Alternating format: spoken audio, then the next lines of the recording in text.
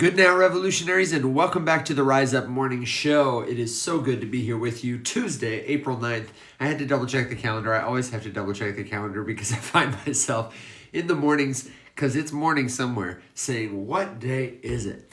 If you're just tuning in for the first time, thank you for being here. Stick around a while. We are here to teach you about cryptocurrency. Everything you didn't want to know and a lot of things you did about blockchain. And my name is Evan. His name is Alex. My co-host and colleague will be here in a moment. Yesterday was a big day. Crypto the Game went down yesterday. Alex had a couple of really good meetings on the Faceless Labs side, and I got phished. I got phished by a bad link. I'm going to tell you all about it. I've asked Alex to interview me, put me in the hot seat. I've got everything up on my screen so that I can show you what went wrong, so that you don't have to make the same mistake, okay? The best thing about the crypto space is that everything is recorded. And all of these scams, maybe not all of them, but almost all of them, they're totally avoidable. So you can learn from my mistake, and you should learn from my mistake, because that's what we're doing here. We're here Monday through Thursday. If you're watching on YouTube, I'm so sorry. You're going to have to hear me say it. 7 a.m. Central Standard Time until about 8:30.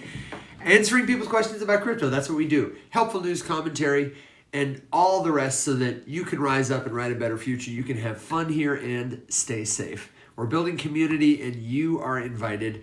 Do me a favor, head to theriseupmorningshow.com. If you haven't already, sign up for the free newsletter. It's one bullet a week with all the briefest information from the show, and you better believe that this week I am going to put in the step-by-steps, the screenshots, this kind of scam I fell for, so that you won't fall for it too. And let this be a lesson. I know I play a guy on TV who's kind of just, but I'm pretty sharp. I practice what I preach. And if it can happen to me, it can happen to you.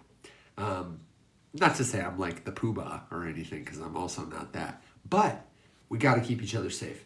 So we'll go into that later on today's show. It'll definitely be in the newsletter and might wind up on YouTube later in a more focused clip too.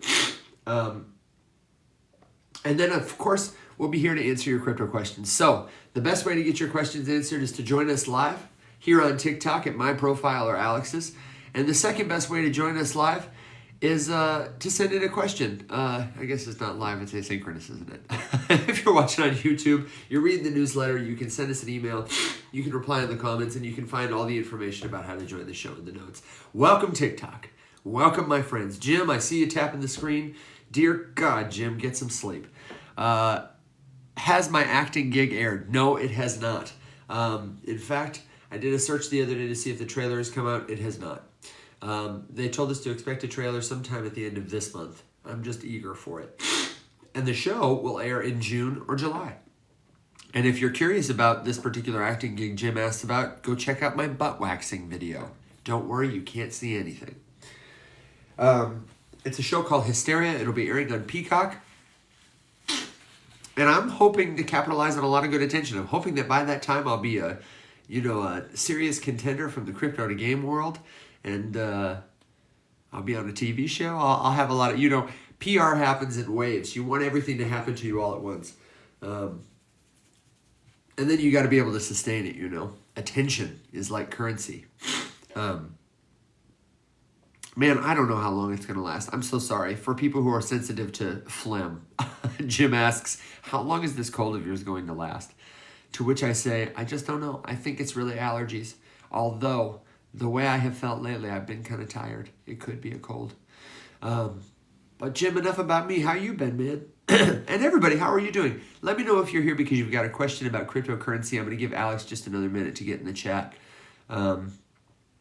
Yes, Jim, I usually have allergies this time of year, and they're usually sustained and usually bad. This is a particularly extra year, I will say. So, pray for me. But in addition to that, my allergies, we're here to answer your questions about crypto, but we're definitely going to talk about the scam. We're going to talk about Warpcast, Farcaster, and that's the first thing I want to ask Alex, is because right now we're given the big push, the homework for this week has been trying to get you more involved where the activity is happening in Web3. And the social media platforms, Warpcast, Lens Protocol, hey brother, Farcaster, et cetera, et cetera, et cetera. And if you're not there, you're missing an incredible opportunity, not just to get inside information, but to build real relationships with people who have a transformational and outsized impact on what this space is doing. You're going to have access to the tokens, sure, better than your favorite influencer could give them to you, but you're also really going to get to test a lot of the products, open yourself up for more airdrops and stuff like that. But this is the kicker. Here's your homework. In my profile and in Alex's profile, if you're not on Warpcast yet, there's a referral link. We're going to do Warpcast first, but there's also, if you want to do your homework, there's Zora. And this is covered in the email newsletter, by the way. So if you forget what I say, just go back and reference that. And if you need it again, I'm glad to send it to you. We'll talk about it this week. Zora, Warpcast, Dracula, which is like TikTok. But there's tokens, points, incentives. The incentives of getting on Farcaster, if you're not really an influencer, are this. Why are you on TikTok, Robbie? Or excuse me, it's Ryan. Ryan, why are you on TikTok? You're here to build community, right? You're here to learn about stuff that you care about. You're here to be entertained. And while Warpcast is certainly not like the entertaining user experience TikTok is, where like you have so much content that some of it is really, really entertaining.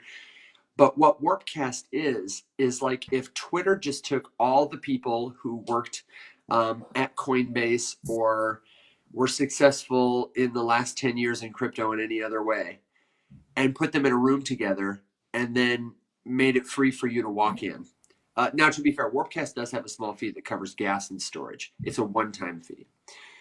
That's what it is. You can build proximity with anyone on the internet, but it's a room on the internet that is cultivated to be helpful, especially for people who want to get ahead, learn, build connections in cryptocurrency. And increasingly, as other communities move there, because of the incentives of the platform and the way it's structured, other communities also, I would say.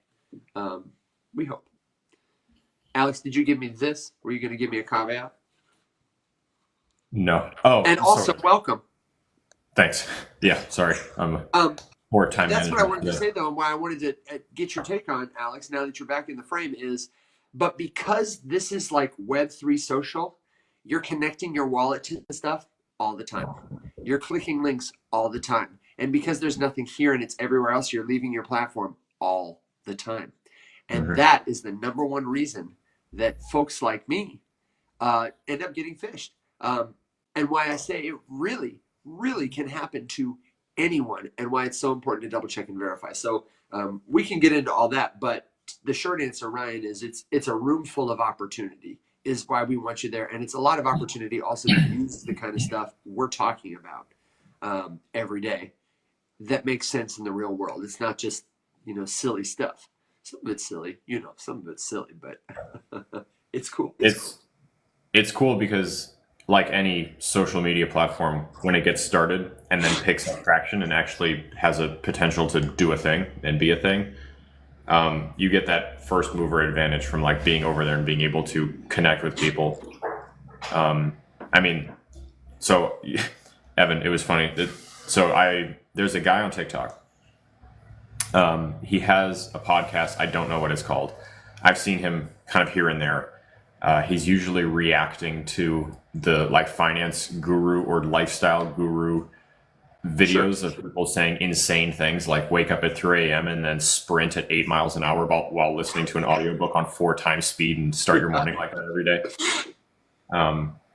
And so he usually just reacts to those ridiculous things and then provides some sort of, amount of rationale to it. Anyway, it's Gino the Ghost.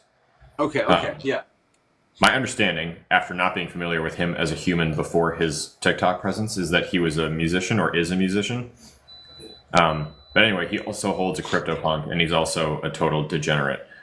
And I had no idea, although I had a suspicion just because his computer has a little picture of a CryptoPunk on the outside. And once, like, I've seen one crypto-related video, I think, from him on TikTok, and it was basically him just saying, like, if you decry the whole industry because there's a couple scams and there's some bad stuff and there's some shitty coins and whatever, then you're an idiot. and look past the garbage and see the cool stuff and recognize that that's how the internet started too. And anyway, he has a gajillion followers on TikTok, and he has a gajillion followers on Twitter. And if you talk to him in his comment section, you have a very small chance of getting noticed, because every time that man opens his app, it's 99 plus. And I don't know if you have, in case you don't know, you don't get a notification for everything that happens on TikTok. Yeah, right. Like if someone leaves me a comment, I would say maybe 75% of the time it results in a notification, but if a lot come in at the same time, you just straight up don't get them all. And then you have to go back through your videos manually and look through the comments, and I'll see like, dude, someone left this comment a week ago and I never got a notification about it, or whatever. So I found him and I was like, you know what? I bet this dude's on Warpcast. And sure shit, he is. And he's prolific over there. And he's been there for a long ass time. And I left him one comment. Within 2 to 3 minutes, boom, reply. So that's the place. That's the place to be. I mean, I talked to yesterday. Evan tagged me in a post where a guy who founded one of the guys who founded Neopets was just casually answering questions, and now we're mutuals, and we talked for like 20 minutes yesterday. Wild. Only on the internet, people. Yep. Only on the internet. Did you get to establish a good relationship with him? I saw his post and it looked like he had an AMA. Like, are you feeling like, yeah, we'll definitely talk again? Like, we might be soft friends now? I was really, really pulling for you. My fingers were crossed, man, for your inner child. Really soft friends. Like, I don't know that I, made a lasting impression. He talked to a lot of people. It was a very popular thread. There was a lot of people who had things to say, and so I think maybe, if I keep going, then sure. I will say, however, that he commiserated with me and said that he has an old account that he can no longer get into, and I'm like, dude, if the guy who founded Neopets can't get his account back, there is literally no hope for me. So that was even him, huh? Sad, but yeah, it was cool. Tori wants to know, how was your meeting? Do you want to spill the beans on that? Yeah, it was. For people who don't know what she's talking about. It was fantastic. So yesterday I had a meeting with a company called D-Reader. They're on Twitter. I want to say it's just the letter D and then Reader, but let me confirm that. Okay. Their Twitter is D-Reader app. D-Reader app. And it is a platform on Solana for comics, essentially digital comics. They tokenize them in different ways. They do mints, sales, drops. Yes, I think exactly like that. Digital DEGEN. I think it's fill in the blank. But it was really good. I met with the guy who runs the whole thing, the founder, owner, whatever, and kind of told him about TFM. He's pretty interested. There's a ton of ways that we can do stuff. I was asking him about free mints, because obviously I'm not trying to run a paid mint over there, but the goal would be to create, probably through Discord, some sort of little tool where people can, sign up and register a Solana address, and then we can do either like an airdrop where you would connect to D-Reader to claim, and we would do like a couple free drops over there to start getting people established in a different spot, and then obviously any TFM holder would be entitled to that, and then kind of use that to launchpad the revival of the ecosystem in a place where there's an appetite for a story and a project like this, Yeah. It's very exciting to think that we might get to give life to that part of it. And I'll give you a little side update too. One of the cool tools that I have found on Farcaster is this website. It's called guild.xyz. I'll put it in the newsletter and anybody can check it out. I was telling Alex a little bit about it, and I think it could be a cool thing to bring to the TFM community. The guild community I'm exploring is called On-Chain Computer. And it's all these like quests and quizzes somebody has created with a simple Google form to give some people like tasks to do, for which they can earn all kinds of points. They can claim NFTs. It's a super interactive, sometimes we have like claim an NFT. We have claim a POAP. And like co-ops are cool, they're fun by themselves. But this is like a really fun, more gamified way to see, it's only available for 24 hours. This person's the leader. And it doesn't have to really be like worth anything like Crypto the Game where I'm like online all the time and I'm like, gotta win the money. But it's a way to draw people deeper into the engagement experience of a community that is fun, that stories like that would naturally be a great part of. Like, could you imagine going around to collect different comics? Characters, things like that. I think that would be so funny. Very like early TFM vibes. Evan, you're gonna get a real kick out of this. So we were talking about. I don't think this is closeted information. This sounded pretty open, but sorry. Information. Anyway, one of the things we discussed was doing like a D-Reader and Rise Up Morning Show partnership. Yeah. To where we would help because they're trying to, get users, they're trying to grow, they're trying to, increase their presence. And so we could help with promotion. We could help, give them an interview just like we did with Arcade. And then in return, he could help me fund a mint over there. Not that Arcade really needed it. Let's be honest. Not that Arcade needed it. No, Arcade is. God bless him. Arcade is demolishing it right now. But Evan, the way that they do things on chain with comics, so you can set it up to where you mint it, you get it, and it's in mint condition. And then if you wanted to actually read the comic, you would have to unwrap it, which is a transaction, which marks it slightly degraded and no longer mint condition. And then the more times that you read it, it can pick up wear, and the cover art will reflect how worn the comic is from how many times you read it. And so you can, they digitized and tokenized every step of the process of reading and getting new comics and keeping them in. You want to keep it in the wrapper? Or do you want to take it out of the wrapper kind of thing? I was like, dude, that's so sick. That's incredible. Sign me up. I have heard enough. That's what I mean when I say tokens give a tangible form to intangible things. Yeah. Like how you can't replicate that, but they have found a way to represent it that honestly gave me the same kind of emotional excitement, because that's never been possible on the internet until now to replicate that. So like Tori just said, because now you could find specific value in two different ends of that spectrum, right? You could find it in having a mint condition, never read before comic of like a low sprint release issue, or you could have one this one has been on chain, noted, and transacted, read by me, and it's been read by, and then I send it to a friend of mine who is a celebrity, and they read it. So now it's been read by some famous person. Michael and now Jordan. It's been read by another famous person. And now it's going and it's sitting in an NFT vault that is like a museum of old vintage digital comics or something like that. And then it gets picked up and it gets read, or, whatever it is. Like the whole history becomes tangible. It becomes like a thing that you can track, and you can just pull up the Blockchain Explorer page and read the full list of all that stuff. And I mean, these interfaces will get better. So, all of a sudden it's like browsing your collection. It's in like read on this day by this person and this day by this person, unwrapped first here. It stayed in its wrapper for this long or whatever. There's no end. I mean, that's incredible. Yeah, I'm pretty stoked.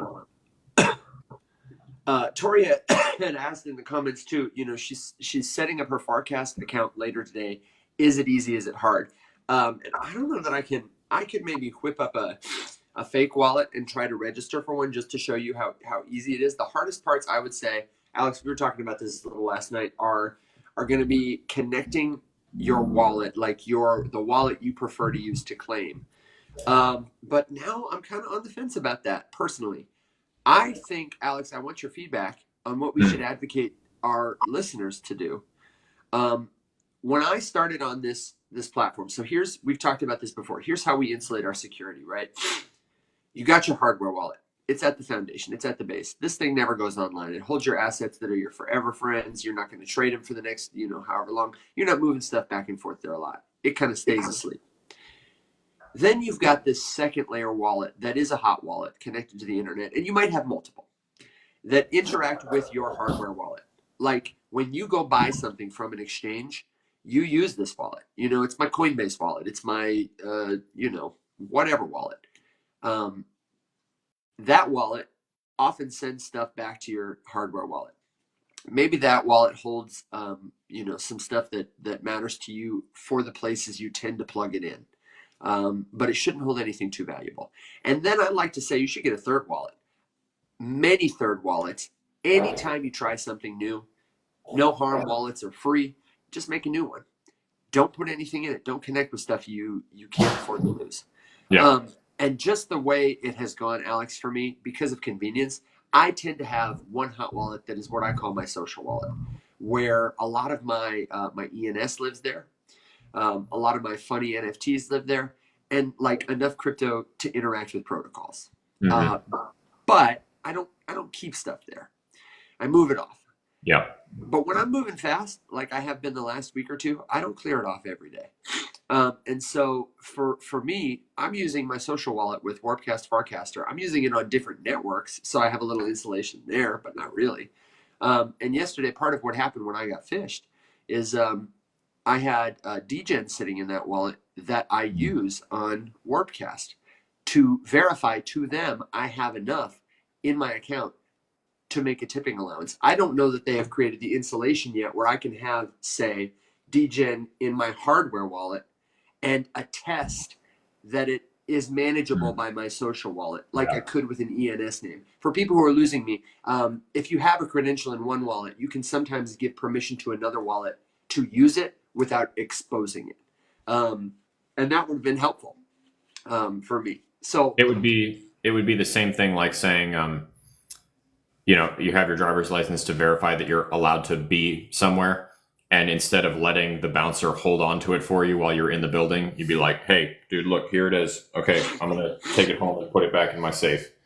And then, he's like, okay, yep, cool, I see you. That's a kind of a choppy, a little bit rough analogy. Or like having an insurance card on your phone and then another one in your, layers of stuff. So that if something bad happens to you, it's not going to happen to the information.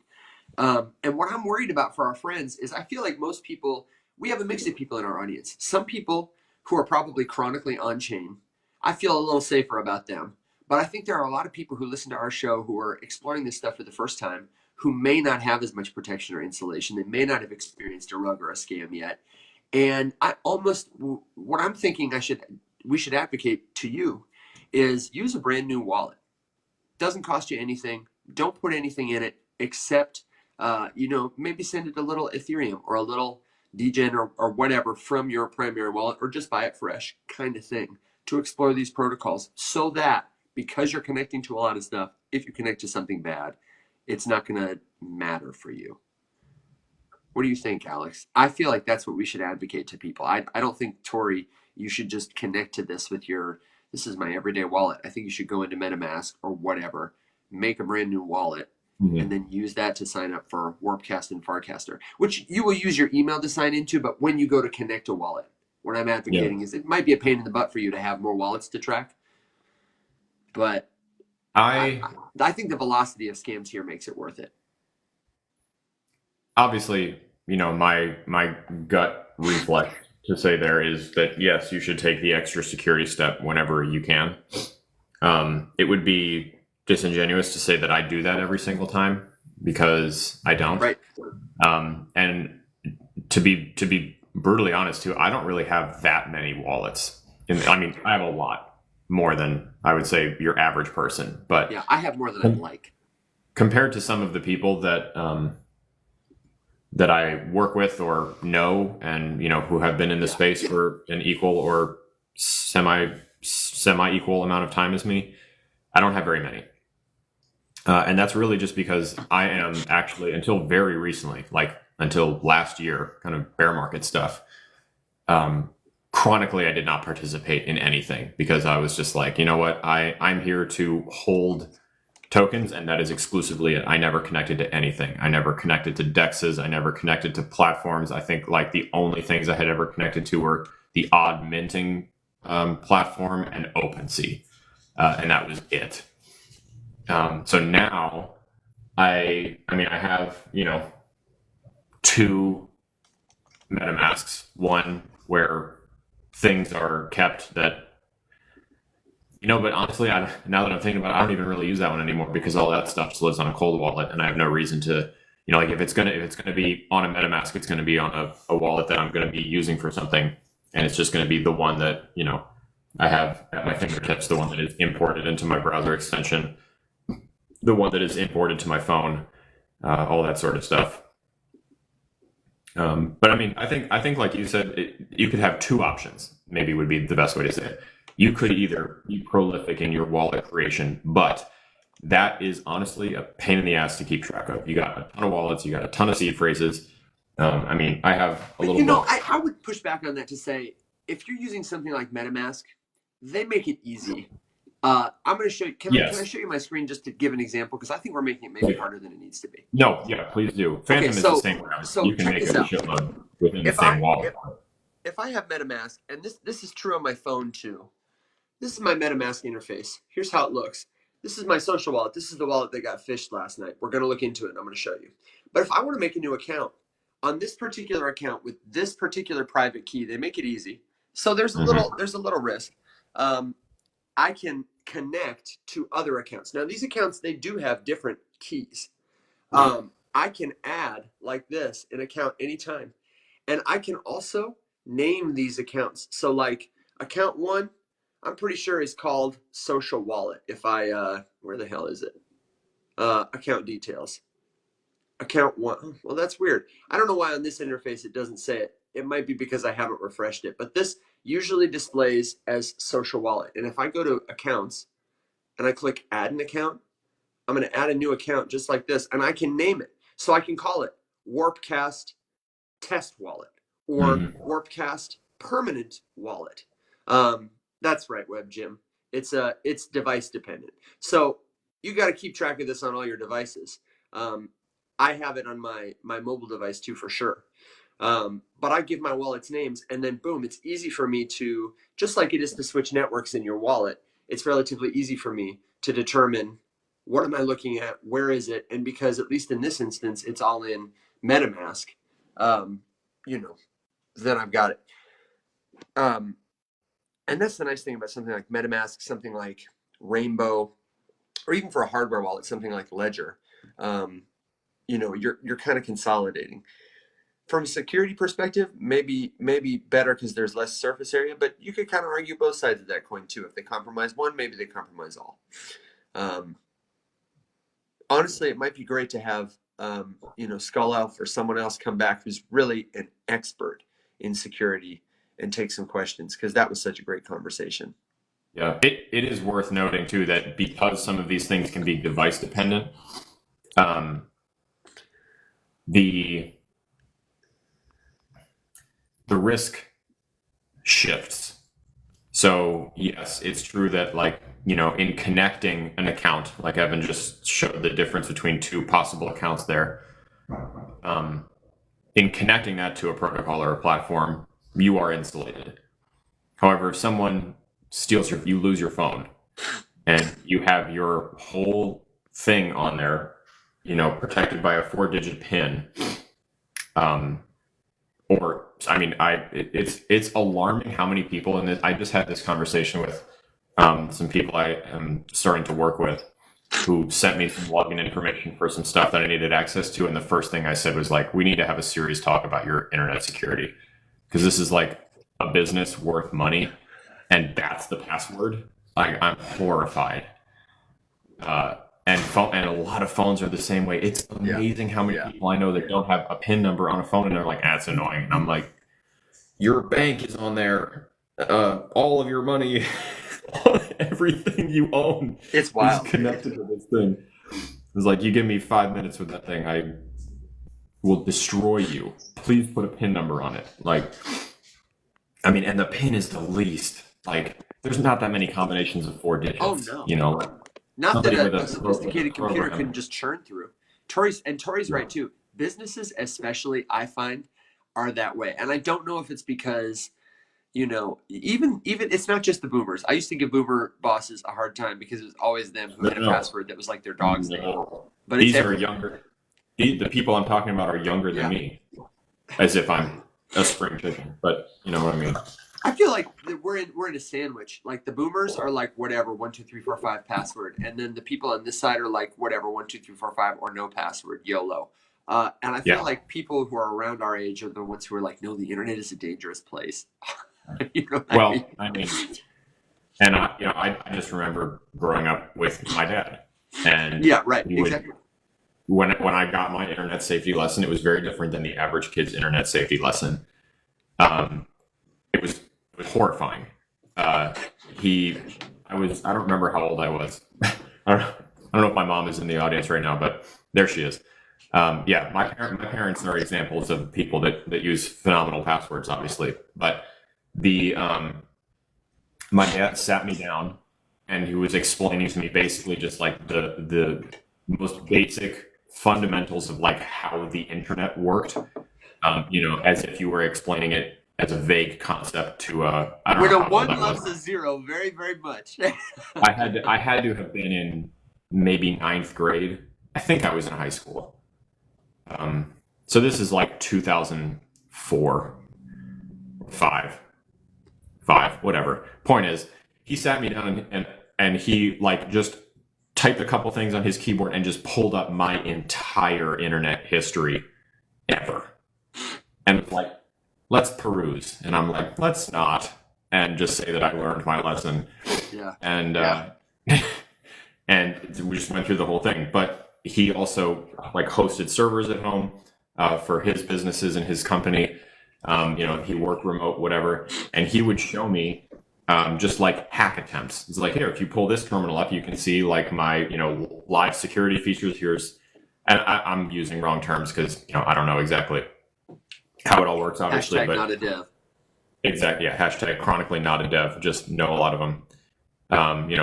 Here's security parameters in place for our business, and you could just see the hack attempts coming in. It was like, you know, dozens and dozens per second from all over the world of just attempts to needle through security, that kind of stuff. So, it's just one of those things.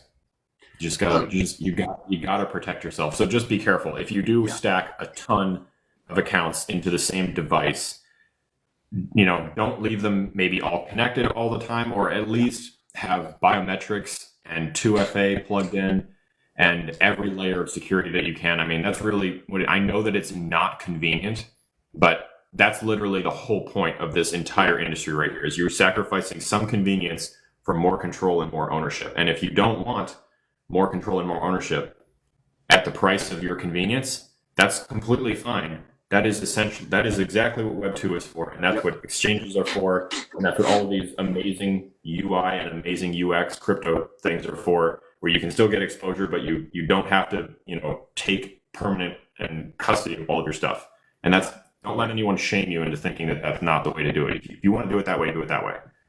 And we're getting there where tools will support you to do that. We're not all the way there yet. We're better than we've ever been. And I think Warpcast is a better tool than many we've got that will help you do that. But golly, like Draco says, wash your hands.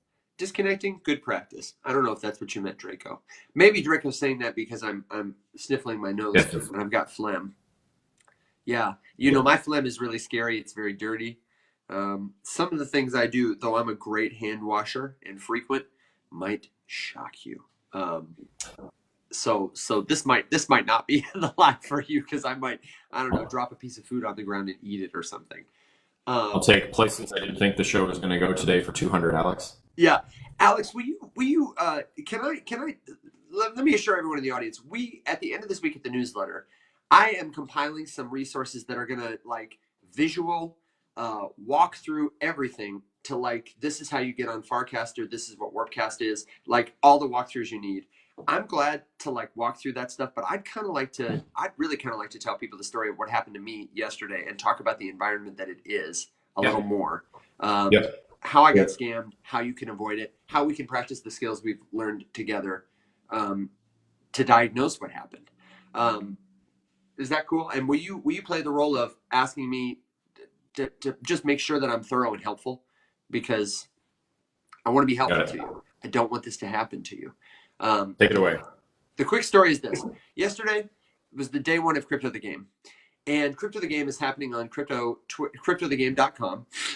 Is really the only place you got to connect a wallet for them. And that's super helpful. But Crypto the Game is played online. So you're on Twitter, you're on Warpcast, you're meeting your new teammates, and cool stuff is happening all the time. One of the cool things that happened yesterday on Warpcast is I tweeted, somebody should make a meme token for each of the Crypto the Game tribes. They're like survivor tribes, red tribe, blue tribe, whatever. Wouldn't it be cool if you weren't playing like most people who are interested in the game, if you could still speculate? Mm-hmm. I know that. So you were telling me, this is a sidebar, with the tribes and the colors. Gold and yellow are not the same. There's two separate. There are two different ones, and yellow is better. Okay. Can confirm. Okay, I was just because I'm seeing now all of like people that I know, and I mean I gotta say, I want you to know that I'm rooting for you, but I know pretty much somebody on every single tribe. It seems like at this point. I believe it, and I'm rooting for them too. So it is pretty cool to see a number of like bigger. There's a guy who's a relatively big gaming content creator who is playing because he's made the port over last year before to Web3 stuff, and he's. I don't remember. I think that was maybe the gold tribe one or something. Anyway, gold tribe is pretty stacked, though not very coordinated. It seems like. I don't know for sure. The purple tribe is also pretty stacked, and they're out for blood. They voted off 26 people yesterday. Wow. It was supposed to be capped at 5, which our team found out because God bless them, shout out Yellow Team. They found the source code for like how Crypto the Game works, which was amazing, by the way. But like there's a mechanism where if there's a tie, everybody who ties gets voted off. So purple eliminated 26 players, and I hope it doesn't come back to bite them. But I say all that to say, we're playing on Warpcast, we're playing on Farcaster, we're playing with these really crypto literate people. One of the cool things that happened yesterday, we were talking about what's being built on Warpcast, why you want to be here. I launched a tweet at like 6 p.m. right before we went to vote. I said, wouldn't it be so cool? And I'm not the first person to express this idea. Wouldn't it be so cool if in Crypto the Game specifically, we had meme tokens so people who aren't playing could speculate on their favorite tribe or favorite player, the Evan token, whatever. That would be cool. Memes are an easy way to do it. And pretty immediately, I got a DM from a guy who was like, hey, I made a frame, which frames are one of the reasons you want to be on Warpcast. Web 2 will steal this feature. It is an easy, quick way to create a post that is an app. It's got 4 buttons in it. You can click. You can do cool stuff with. And this guy launched a frame. I'll show you an example of one, and then I'll show you his maybe later. This guy... Not this one, but here's like a frame. It's a post. You can read it on the website. You can read it right here. You can subscribe to this guy's newsletter, and you can mint it. And if this guy gets 1 million likes, he'll probably get 1 million subscribers. So somebody deployed a meme token for all the tribes in a frame. And it was the kind of thing, all these frames are the kind of thing where usually you're interacting with your wallet. You're being asked to leave the website. And a lot of it is cool developer people that you want to know and you want to get close to. So you are constantly, not just during Crypto the Game, but when you're on Warpcast and Farcaster and when you're on Web3 social, you're connecting your wallet to stuff all the time. You're going to different sites all the time. You're interacting with smart contracts all the time. And I would say that most of the people here are well-intentioned and it's kind of low traffic right now. But because you are taking more shots at the proverbial basket, it is more easy for you to stop doing your due diligence, for you not to check. So here's what happened to me. I went on a tweet yesterday. This happened on Twitter, and I will pull it up for you. I was on Twitter, and I was looking at a protocol that I've started engaging with called Zora. Zora is like if POAP and Instagram had a baby. Super cool. You can check them out at zora.co. This is another thing. All of our URLs in Web3, you got .xyz.co, you got .fun, .tech, right? It is so easy for somebody to throw in another period because you're looking for so many things. They're catching your brain. So I see a post yesterday, and this is what it says. Just a second. Well, I guess I got to pull it up on Twitter. Pull it up on Twitter. Twitter.com/Evan_man. So I see a post from Zora, and it says, and this is like super classic kind of scam. Mm-hmm. While my computer takes its time to load. This is the only one I didn't have ready. I swear I've got all the other resources for this sleuth ready. So you don't have to fight my phone. Okay, so here we are. This is the post from Zora. This is the official Zora account. Not only do they have a yellow check that is legit, they have all the followers. They have the proper handle that I know because I've been interacting with it, that I can verify if I need to anywhere. Quote, retweet with an artwork and your Zora Mint page. Will max mint 111 mints, our favorite. This is a legitimate post. Right below it, this tweet that was removed that you can no longer see, that I'll attempt to summarize for you, said something to the effect of like, if you need to check your enjoy allowance. It was like, this is a common thread that's been going around. Just like DEGEN is the token for the Farcaster platform, the token people are using to tip and distribute on Zora is called enjoy. And it was like your enjoy allowance was reset last night, and mine had been. I had been talking to the team about that very thing. If you need to double check it, or if you're not using enjoy yet, it seemed totally legit. The branding looked exactly the same. And because I was moving too quickly, and because it was the first spot on this like immediate surface area that had a link to what appeared to be Zora, I clicked it. And immediately a website comes up that looks like Zora. And I see a little thing open for Wallet Connect. And it says, do you want to connect to this website? And I say yes. Now, to be fair, I don't think I signed a transaction, but sometimes they can send you a do you want to connect that includes a signature. MetaMask came up, and I got a little red right here that said, hey, double check this. It looks malicious. When you click to a bad, I wish I knew one so I could show you an example, but just generally speaking, when you connect to a bad site with your MetaMask here, they do have a lot of stuff that will pop up for your transaction that often says, this looks suspicious, red flag, whatever, double check. And so pretty immediately I went back, I checked the link, I saw that it was a Zora.co, but it was like allocate-Zora.co. And immediately I was like, don't care if it's real or not, I'll find out later. I went over here, I clicked disconnected, which you can do 3 dots. It's a little different on mobile. Connected sites, and you just choose to disconnect. And look at this even now. In the time I have been online today, look at all the sessions I have started. And I've just been here yapping at you. I'm probably okay to leave these connections open because I'm like online, but good practice, disconnect. So, including a real connection to Zora.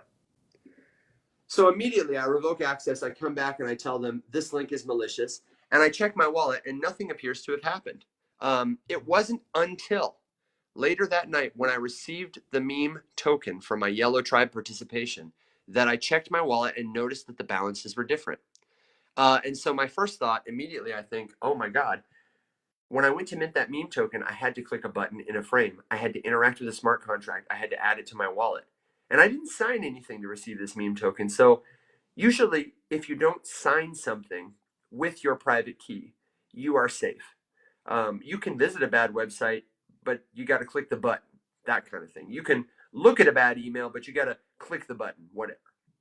You got to take the bait that's on the fish hook to get fished. And I didn't think I had signed anything. The only thing I thought I had actually interacted with was this yellow token contract. So I went to our friend, the Blockchain Explorer. I pulled up basescan.org. I put in my wallet address, which is right down here. And then I just started looking at different transfers and transactions. And I noticed one particular transaction that had happened. Let me see if I can actually find it. This is my yellow token transaction. Let me see if I can find just the all transactions in my wallet. So I found one transaction. This is also like a weird bad one that I don't recognize that happened 53 minutes ago. I don't know what the hell that's from. Sometimes people just send you stuff, and you can see some of that here. But The last transaction I recognize is this one. This happened yesterday. I bought a meme token and I staked it, far launched. And immediately above that, I see this DEGEN transaction, DEGEN leaving my wallet, going out. And I thought, oh, that was one of the tokens I lost. I didn't send that. What happened? So I clicked into it and I can see that when this happened, it says 9 hours ago. I can refresh it. I used this timestamp to ask myself, what was I doing on the internet 19 hours and 27 minutes ago? I went back through my browser history and I found that I was on Twitter. I was on Zora's page, and I remembered that interaction I had with the contract. I double checked the timestamp and verified that, yes, in fact, when I clicked that bad link, when I clicked that thing in my wallet, somehow I had given them approval, and they had, in moments, transferred out my tokens. I didn't get prompted to sign anything else. I didn't have a chance to stop it. I didn't see it until literally 9.5 hours later. But the Blockchain Explorer verifies it all. So I want to pause there. Alex, what do you want to look into? What questions does everybody have about how I diagnosed it, how it happened, how I could have avoided it? Oh, of course, the first question Jim wants to know is how much did you lose? God bless you, Jim. I probably lost about $600. This is but this is a social wallet for me. I had yesterday and the day before loaded it up with assets specifically to play crypto the game, to interact with protocols. I had DEGEN in there because I had been interacting a lot with Warpcast from my social wallet. If I had to do this over again, when I go back to Farcaster or Warpcast, what I'm going to try and do is connect a different wallet that I don't touch, don't use, that can hold my DEGEN and my DEGEN allowance so that I never have to connect that wallet in order to tip people, that I never have to expose it. It was a little DEGEN and a little bit of ETH. It was like $600. And it was money that I had from last time, the crypto run that wasn't worth a lot once upon a time, that happened to appreciate in value, that I had consolidated. It's not like my Bitcoin or my hardware wallet. Totally okay. And thank God it happened to me because, I'm a power user. And I have the privilege to get to share with Alex, a chat with you guys every single day. You know what I mean? Like, really, if it had to happen to somebody, thank God it happened to somebody who was going to talk about it, and we can try to parse it out together. And also, like, side note, thank God it happened while I was playing crypto the game after a really great, successful day, because when you're on a reality show these days, you kind of need a sympathy story. So now I've got one, Yeah. So I don't know. My main takeaway is that there is one single thing that you can do that will prevent, I would say, of this kind of attack, 100%. 100%, dude. This is so 100%. Just like on TikTok. So I made a video yesterday or the day before, I don't remember. And I've been making a point to post this as a story at least once a week. Evan, I know it happens to you. I open my notifications and I see, Alex.Faceless Labs has, posted 300 comments or something. The only thing that those people cannot mimic is my username. That's it. It's just like on the internet. The only thing you cannot fake is the URL. Yeah. On social media, the only thing you cannot fake is the handle. It's never worth it to move so quickly that you don't read that. Never. I don't care what's waiting for you on the other end. That's exactly what they rely on. They create a feeling of urgency and they light a fire under your ass, and then you forget the basic tenets of internet safety and security, and you don't read, and then you get hosed. And that is a billion with a B dollar industry every year, separating you from your money. I'm sure that it is in the hundreds of billions of dollars every year that gets stolen through fraud and scams. And you know what is wild? This is the craziest thing. When I read this the first time several years ago, I remember thinking like there is no fucking way that this is true. Random aside, just to show you how important this is and how little there is to protect you if you do get scammed like this, and why it is always worth it to take an extra minute and read the URL, read the handle, triple check the link. If you can't verify, just don't even do it. One of the big things that made headway last bull market was that some of these big crypto exchanges had FDIC insurance coverage for your account up to a certain amount. FDIC insurance coverage does not cover you from getting scammed or being defrauded. There is an exclusion in the FDIC insurance contract that if the reason you need to make a claim because you lost money is because you did something that got you scammed, and they put all the onus and all of the blame on you squarely, they will not cover it. There are very few things that they actually cover. The FDIC insurance is bullshit. It's like the USDA sticker on a piece of meat. It doesn't mean shit. Yeah. I mean, how many years ago was that they found out that they were just buying the USDA sticker and slapping on whatever they wanted? That's the thing. It's the same thing. It doesn't mean anything. It's like the word natural on a food package. Yeah, exactly. There's no restrictions on whether or not you can use it or not. FDIC insurance is garbage. So just keep that in mind, that if you're doing things, there's like nothing to protect you if you do make a mistake and you do get scammed. Like Evan has zero recourse. None. Yeah, that's right. In this situation. And people had said to me, they say, "Oh, you should go on their post and ask for some DEGEN tips." And I was like, "Are you kidding?" I was like, "Listen." I was like, if people, I have a huge platform comparatively to everyone else who's getting scammed out here in crypto. People in the third world sending their grandma's inheritance to whatever.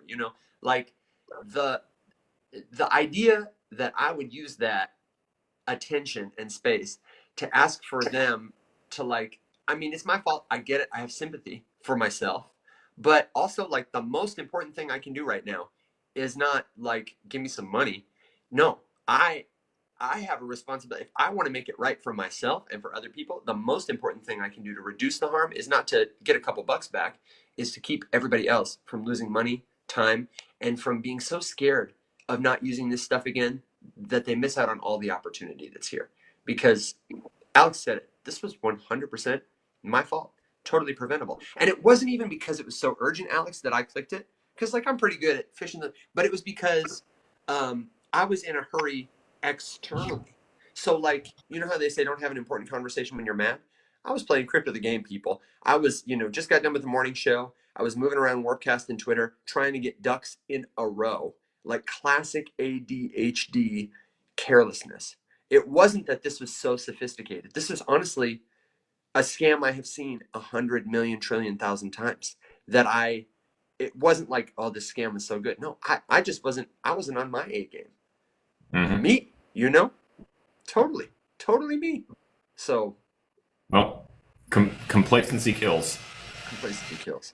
Put it on. I mean, dude, that is a saying as old as time. That was literally written on a banner hanging in the A&T shop when I was at the air station. Oh yeah. It is way more likely that the 15-year flight mechanic was going to make a mistake that was going to lead to something catastrophic on a plane because they are complacent and because the QA knows that dude's been doing this for 15 years and they don't check him as close. It almost never happens that the brand new kid out of A school who, does for their first flight inspection and misses a hose clamp, and then QA comes and then goes through with a fine-tooth comb because they don't trust that kid. Yeah. That almost never results in a mishap. It is always the first class who is super salty, who has been there for a decade, and the QA chief who plays golf with that dude every weekend. Yeah. They're the ones that get somebody killed because they're complacent, and complacency kills. Yeah. And I'll tell you something really cool too about blockchain explorers. Our video this week that's coming out is a deep dive focus on how to read a blockchain explorer. We're going to post it at the end of the week, and it'll be about 25 minutes to help you start to recognize some of this stuff. But check this out. On the Block Explorer, when I pulled up this transaction, I got all this information. I've got the transaction hash, the unique identifier, this is how cool our community is. Because all this stuff is open source and public knowledge, this is the wallet I interacted with from and where it sent the money to. And even in the hours after the scam, already these were labeled as fake phishing verified. You can click into these wallets and see all of, as recently as 1 hour ago, this person has continued to phish from all these different wallets. And it looks like this one is in fact one they sent to me. So even though I've revoked access from them to my wallet, they have my address on a list somewhere, okay? And honestly, one of the features that we need is an escrow. Anybody who's got your public address on the blockchain can send you anything they want. Now these people have it's like a junk email. I'm going to get spam calls every day from this address that I'm going to have to watch out for because I messed around and let them know one time that they could scam me. But it's all here on the blockchain. And our community has already identified this as, fake, maybe automatically.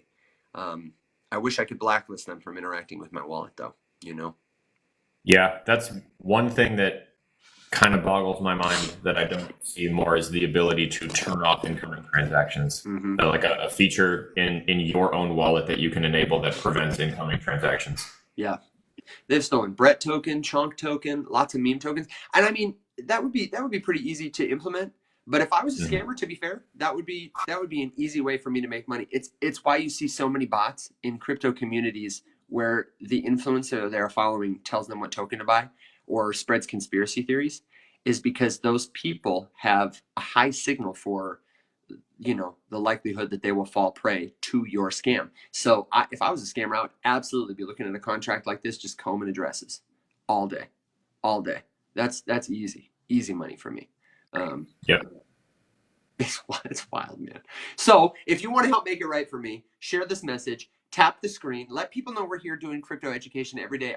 It amazes me. Somebody said to me yesterday, like, "Oh, are you going to tell people? You're going to tell people?" And I was like, "Of course I'm going to tell people. Are you kidding? You wouldn't tell people? Those people, they're not your teachers. They're absolutely not your teachers." And I just want to remind you, we are here. We're 4 days a week. We got the newsletter now. Yeah. You can sign up at our profile. We're not going anywhere. Just because I got scammed one time, thank God it was me. I want to encourage you to explore and play around with this stuff, and then ask us what questions you have because we're here to help. And also, go buy Yellow Token. I posted about it on Twitter. You can speculate on my tribe's success, and that make me a meme coin millionaire, so I can cash out some of that sweet liquidity and make myself whole. Yeah, How cool is that though, dude? Yellow Token, tribe tokens. No, it's. I mean, this is what I want to see tokens used for. Yeah. At scale. So cool. I mean, that ultimately, if you think about it, that's how you win in the face of like something that you don't want to see. Yeah. I was just scrolling through TikTok a minute before I hopped in here for the show today, and a creator that I'm very familiar with, was hosting a live. I'm not gonna start any Your beef. face said it all, man. I don't know who it is, but I already taste them, and it. Yeah. This one sort of routinely rubs me the wrong way, but anyway, the complaint of the morning was that meme coins on Bitcoin are garbage and a blight on Bitcoin and ruining Bitcoin. And I was like, tell me that you don't get it without telling me that you don't get it. This whole thing, we're here because people don't want to be moderated, controlled. They want to opt out of the systems that have been keeping them in their place. All of these different reasons, right, that bring somebody to the decentralized world or to the on-chain world. So you have a platform like Bitcoin, which essentially is just the beacon of freedom, of monetary and personal freedom. A particular kind of freedom person has adopted it, has taken up that flag, I would say. Yeah. Yes, exactly. There is a classic personality trope of people that find that particularly alluring. Mm-hmm, mm-hmm. And the other personality trait that those very same people have is that if anything happens, in the place where they want freedom, Yeah. that they don't like, or they want to shut that shit down right now. And the fact that they can say that with a straight face and not see the irony blows my mind. Yeah. And you know exactly who I'm talking about if you've seen it. Freedom. I have a guess. Freedom for me and not for thee is the mantra of people like that, and it just upsets me. Because look, it's really that simple. If you don't like the meme coins on Bitcoin, no one has a gun to your head. Just ignore them. But at the end of the day, the only way that you can co-opt that is to lean into it, because these things, if you want a free and open, decentralized system, people are going to build things on it that you're not a fan of. That's right. And that's kind of the beauty of decentralized moderation. We can all collect. If everyone agrees that it's trash, guess what? It's not going anywhere, because the users will ignore it, and it will fester and die. Well, that's a challenge, though, Alex. It's a worthy challenge, but man, it presents so many challenges. Like this tipping thing, super cool, awesome way to distribute tokens. But I really worry that while it might, like digital token distribution, digital wealth distribution seems good because I don't have to drive my car to where you are to get it from you. But I need to know you. I need to be in a scene with you. There's this guy at Seed Club, which is like a Y Combinator, but make it hipster in crypto. His name is Jess, and he says scene coin now to talk about meme coins that have a particular sort of social culture around them, like DEGEN, like Enjoy. And the thing about that is the early adopters are going to get there first. They're going to get an allowance, and it's going to be up to them to give that token out to people. And who are they going to give it to? They're going to give it to people like you and me who are savvy and paying attention and get there next. And then by the time that, our friends and family and folks get there, who don't have the same kind of connections we do, who aren't as savvy about navigating as us, it's like the crumbs. And this problem of like physical distance inequity has almost been accelerated and proliferated by the amount of access some people on the internet have and some people don't have. Like that distance is so great. When it comes to moderation, like it's the same kind of question.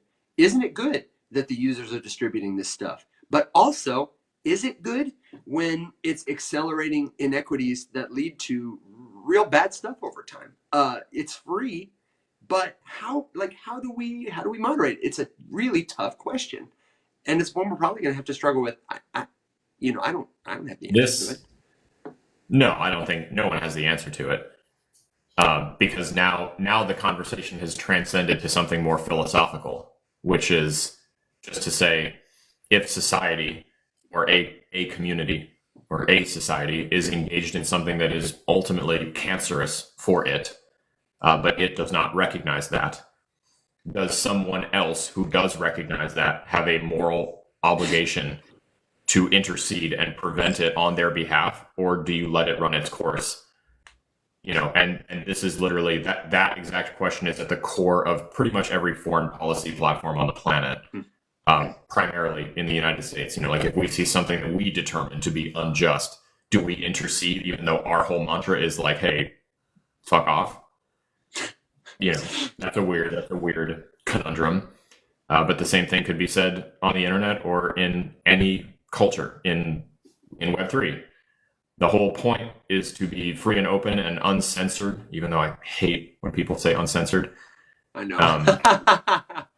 Yeah, biggest pet peeve. Improper use of the word censor. But I would argue that if you cannot have one without the other, like compromise is of course a thing, but the second you try to live in an absolute, but then you immediately make a concession, it's just proof that you don't want to live in that absolute. You don't want absolute freedom if you're already making concessions about, well, except for. Give us your pour. You're tired. You're huddled. Whoa, not you, Mexico. Exactly. I'll never be a total freedom maxi, because NAMBLA is a real organization with money and power and people. And that's all you need to know. They should be prevented at all costs from having a platform, and they should be deplatformed instantly the second that they pop up anywhere. And there needs to be measures in place on every platform that is a public forum to prevent them from existing there. Absolutely. You have all sorts of obligations to prevent that from happening. So right there is a concession that freedom is not an absolute. It cannot be an absolute because we've proven that. We're gonna destroy that. We're getting way off the rails here. I mean, I was just about to say, Robbie's tipping us off to a token. I want your feedback on. Not that I don't. I'm here for it. What do you say we jump into this crypto though? Leave us your questions in the comments. Let us know what you want us to explore. We can certainly talk about Warpcast, Farcaster more, any of it, crypto, the game, whatever. But this is an interesting token. I want your feedback on Layer Tau. Or Tau layer. I thought Robbie was trying to say layer 2, and I was like, what? And I don't know if you've heard about this. I feel like I've seen this. I think I was confusing it with the Lao, which is a DAO that's actually really cool. But I want you to just put in layer Tau, Tao, all one word, in your web browser, and look at it and tell me some of the stuff that comes up. And this is giving me some flags, Robbie. And they're not green. If yours looks like mine, Alex, the very first thing you'll see is a Twitter. And it's twitter.com layer Tau. But when I click that Twitter, I don't know if this happens to you, Alex, it tells me this user no longer exists. And if that's the first result that comes up in Google, and there are a lot of results that come up in Google, that tells me this is a popular link. It's been clicked a lot of times. And if it doesn't exist, that's a red flag. The second red flag I got, because I went to explore it because I've never seen the token, is I opened a scanner, and I opened a CoinScan, and I opened DEX Screener to just take a look at it. Yeah, this token is a baby token. It's not a honeypot verified by CoinScan, but there's no locked liquidity. The tax is not modifiable. And what do you think about this, Alex? There's a 40% sell tax. Do you know any legitimate tokens that have a sell tax that high? I am not saying that because they don't exist, but I don't know any like that. So, okay, small flex. I've never been scammed, except for throwing darts at the meme coin board, and some of them are rugs. But I've never been phished. I've never deliberately made a large position into a scam token.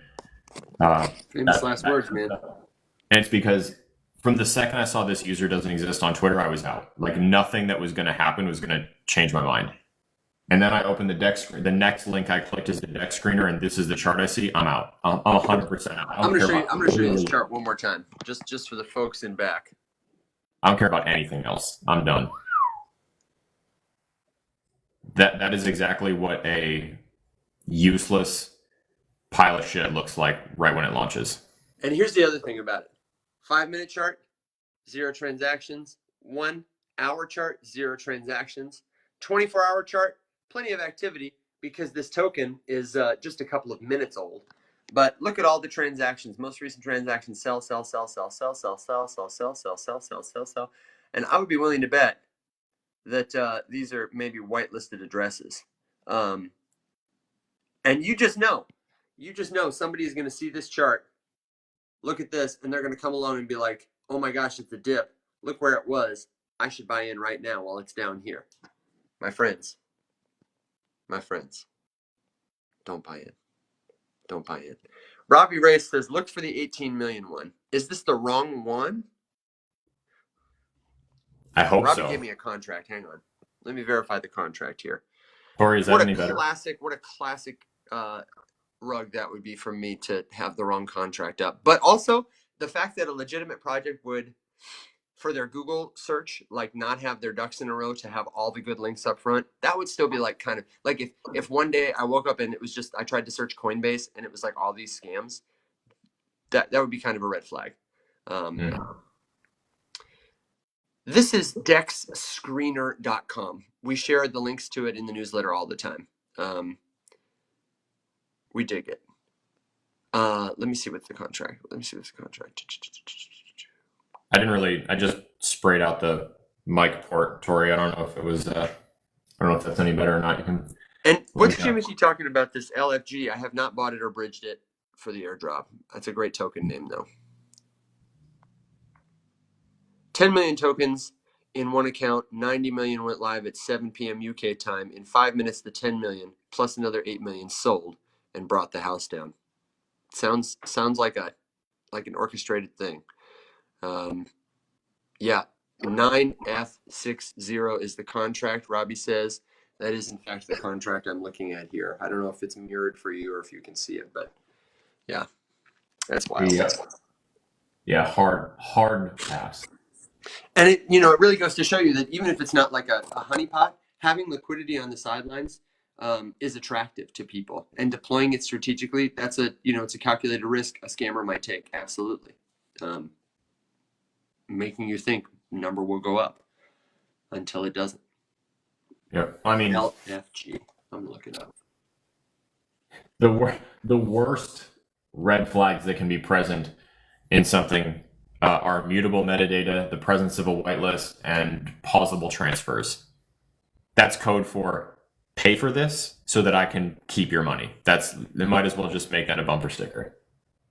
I love Albert's comment. Thank you so much for the kind words. Absolutely. Okay, LFG. Can you give us like a last four of a contract? Because check this out, Alex. I've got LFG on Matic, which is turn up LFG. I've got LFG on Sol, which is less F and gas. I've got LFG on AVAX, which is low to FOMO grow, whatever that means. So, all right. I know you said it was on Bitcoin, but help me out here. LFG Bitcoin Network. DeFi on Bitcoin. Hey, we haven't talked a lot about Bitcoin, Alex, but like Bitcoin's gonna have a big month, isn't it? And honestly, a big summer. DeFi stuff, ordinals. LFG Bitcoin. I'm probably gonna get a bunch of meme posts. Luna Foundation Guard.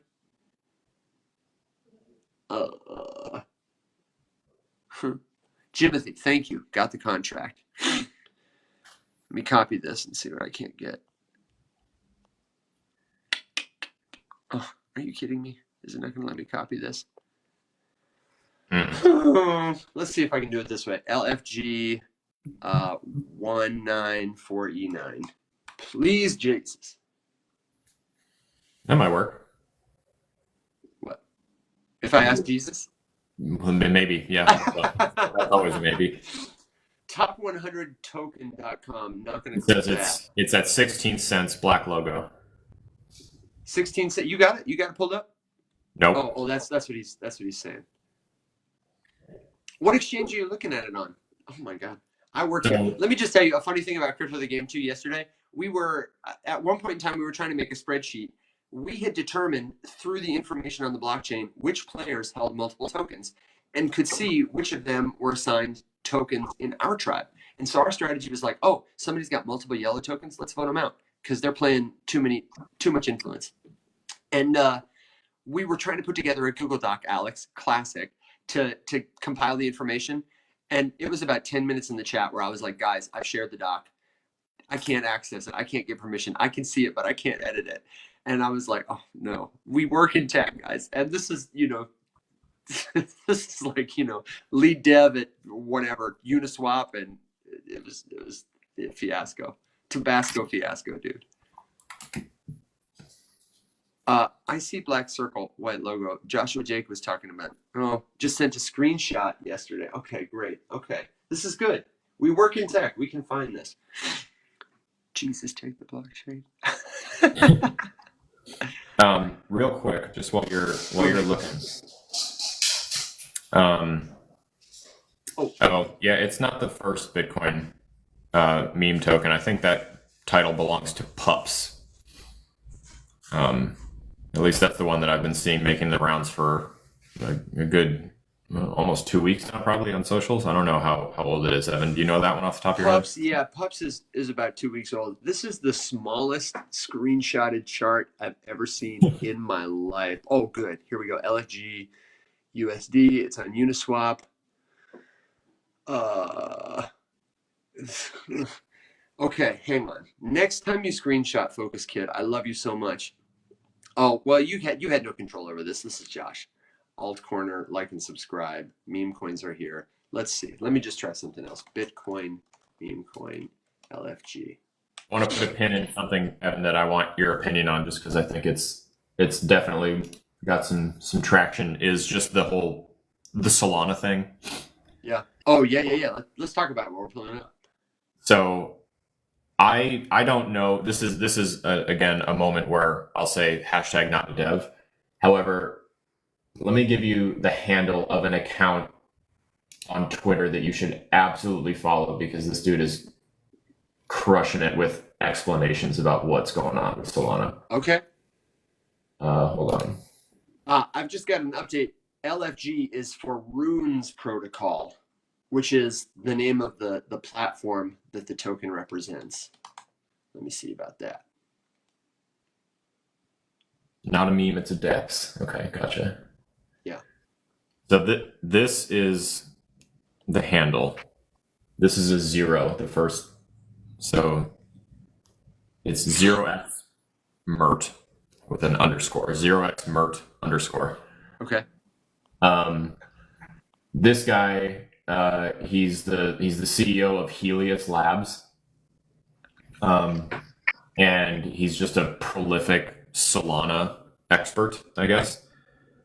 But has a lot of, he's got, I mean, if you just go to that Twitter page, and scroll a tiny bit on his feed, and you'll see a bunch of explanations. He's a little bit, he's like a hyper technical shit poster is, I think, the best way that I could describe him. Okay. He has a lot of sassy hot takes, but he always backs them up with a bunch of technical know-how and acumen. So you can actually learn a lot from reading it. And I'm trying to see here, if you scroll, let's see. Where is it? My computer's absolutely dying because of this. I've got way too many tabs open. My poor computer. Okay, so there's a tweet. It's currently from 19 hours ago. I had to scroll down a little bit. It starts off with here. Let me just turn this around here, and then I can kind of go through it. I'm not going to pretend that I understand all this stuff, but this guy absolutely does. So, okay, so here's the one you're looking for. It's by Mert. It starts off with Solana's current issue is not a design flaw; it's an implementation bug. And then he goes through and simplifies it for non-technical people.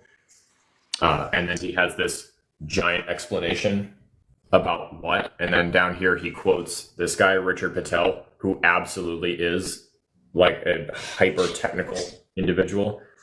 And then there's a bunch of good stuff in the comments. So that's a pretty good one for an explanation. But one of the things that I'm kind of picking up, and I've heard multiple developers who are not maxis towards any particular blockchain say this or make this comparison, which is just that if you're one of the people who are sitting out there just relentlessly shitting on Solana for this, the quote is, if your chain had adoption, it would have issues too.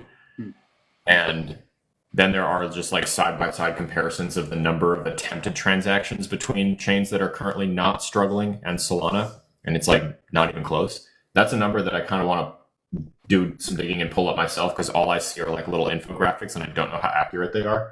And I'm inclined to think that they are exaggerated for dramatic effect. But the point is that this is new, in my opinion. This is new stuff. This is not the first time that Solana has had an issue. This is not the first time that any chain has had an issue. I mean, think about the chains that you always see like shitting on Solana the most. Honestly, Multiverse X is one of them. They hate Solana. Right. I think he like hate faps to it at night. Oh my god, they hate it so much. Which is funny because their most popular meme or NFT project on that blockchain couldn't grow anymore, or couldn't grow at all over there. So they included Solana in their ecosystem, and now they're repping and everyone loves them. And we just like casually forget to mention constantly that the reason that they're successful now is because they're including Solana. And no shade to them at all. Like, we should all be multi-chain. There is not one chain that is the answer to everything. That's insane. Except if there was a Jesus chain. Jesus take the blockchain. Except for Jesus taking the blockchain. So, if the question is, what do I think about ETH maxis shitting on Solana? I think it's sad. No chain where the second congestion happens, transactions work, but they suddenly cost $600. You have no room to talk to me. I'm sorry. Like that is the same thing as the transaction failing in my book. Like that makes it unusable. Because who's doing that? Do you remember when the other side first minted? Oh my last God. bull run? And the people were paying 2 to 3 ETH in gas. We're talking $10,000 gas fees. It was so wild. It was. I remember a pack drop I was a part ridiculous. of where somebody paid $2,000 in gas. It was crazy. I vividly remember seeing the problems with that mint where someone paid $2,000 in gas and then the transaction failed. Can you imagine? Yeah. In fact, I remember seeing that too. That there was the Pac-Man I remember being the hypest was. Do you remember he did a collaboration with Julian Assange to raise money for him, where the tokens would not be sent to your wallet and still are not unless and until Julian Assange was like freed. Charges dropped, etc. And so my token is still sitting in a smart contract somewhere. And there was like one token that was auctioned off that was like Pax Julian token that all the money went to him, and that's the only token that's like out there. But people were getting rejected transactions and losing gas fees in excess of $1,000, like multiple people. It was crazy. That's the thing about a gas fee. If you pay a gas fee or like boost a gas fee and the transaction fails, you don't get that money back. The crypto you were going to spend doesn't leave your wallet. You don't get the gas back. Good to know. Yeah, I don't know. So my short answer there is Ethereum maxis, get off your high horse because Totally. you don't belong up there. Yeah, that's a great thing to say. Unnecessarily crypto says that is the true thing about XRP. But I would expect even XRP at the volume Solana is experiencing right now to get that kind of. Was it you, Alex, was talking the other day about the ideal transaction environment and how there's a real difference between like the potential of a blockchain and what it can handle when it's operating at the capacities it claims? Yes, that was me. I'm just trying to wait for the giant circular saw that's running in my garage to shut off. Oh, I absolutely can't hear it. I'm sorry. You guys, you can. Yeah, we can't hear it at all. Okay, it's very loud and. I can hear it faintly. I can hear it. Anyway, yeah, my sassy reply to unnecessarily crypto there is you don't have those problems with XRP because there's no fucking volume on XRP. There's no one doing anything over there. The second that XRP has people doing things on it, I promise you that things will start to happen because they happen to every chain, every single one. I've yet to see one that has not had the issue. To circle back to Multiverse X, people casually forget the moment. Evan, do you remember? I don't know if you remember exactly when it was. 2.5 years ago. We were already minted and out and live and running, and the Multiverse X blockchain shut down for like hours. Pretty much exactly what they relentlessly shit on Solana for doing, for having an outage. That is exactly what happened to them. And yet I still see those same maxis that relentlessly shit on Sol posting the zero downtime claim. Yeah. And I'm like, tell me you just got here without telling me you just got here.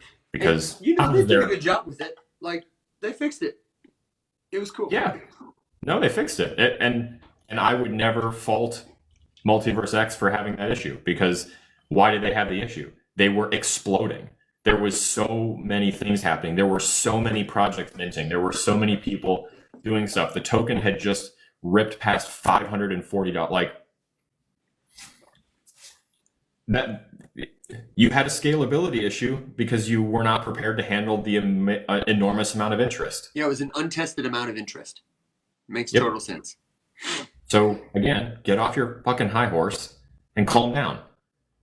And if you don't like Solana, don't use it. Well said. Well said. So we can expect our meme coin casino to be back up and operational sometime soon. They're fixing the air conditioning, and they'll give us a free pack of cigarettes or something once we get there. What I'm reading from all of the devs is patch on the 15th. Love it. Love it.